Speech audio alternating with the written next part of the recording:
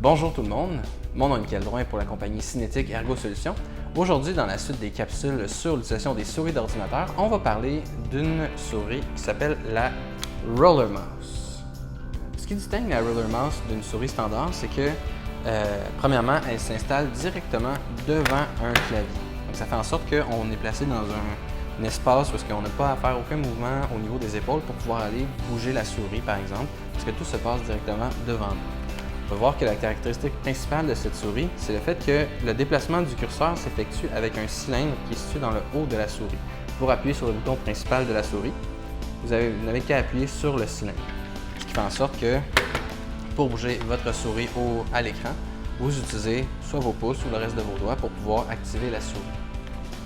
De plus, il y a certains boutons sur la Roller Mouse qu'on peut enregistrer certaines actions, comme par exemple ici, préenregistré dans la Roller Mouse, il y a copier du texte, coller du texte. On peut jouer directement avec la vitesse du curseur pour pouvoir ajuster la vitesse de déplacement à l'écran. Ce qui fait en sorte qu'on a moins de mouvements effectués avec la souris quand on fait des tâches, par exemple, qu'on fait très fréquemment à l'ordinateur. En fait, l'utilisation de la Roller Mouse, on peut voir que ça demande quand même un changement assez drastique quand on passe d'une souris qui a tout le temps été à côté de l'ordinateur à quelque chose qui est directement devant soi. En fait, le contexte dans lequel ça peut être vraiment pertinent d'utiliser une Roller Mouse vis-à-vis d'une souris qui est à côté du clavier, c'est que ça réduit l'activation des muscles au niveau des épaules lors du travail avec la souris et le clavier.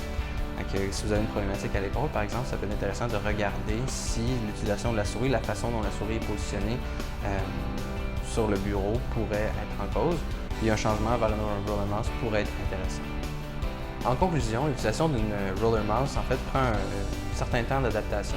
Toujours garder ça en tête quand on passe d'une souris un peu plus standard, si on veut, à une Roller Mouse, qu'il faut se familiariser avec la souris avant qu'on devienne aussi performant en utilisant ce type de souris. Aussi, toujours prendre en considération que c'est peut-être pas nécessairement juste la souris qui vous cause des inconforts si vous en avez au travail.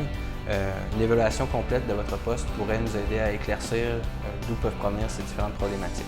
Donc, si vous avez des questions au sujet de la transition vers une Roller Mouse ou pour vos évaluations de poste, n'hésitez pas à nous contacter.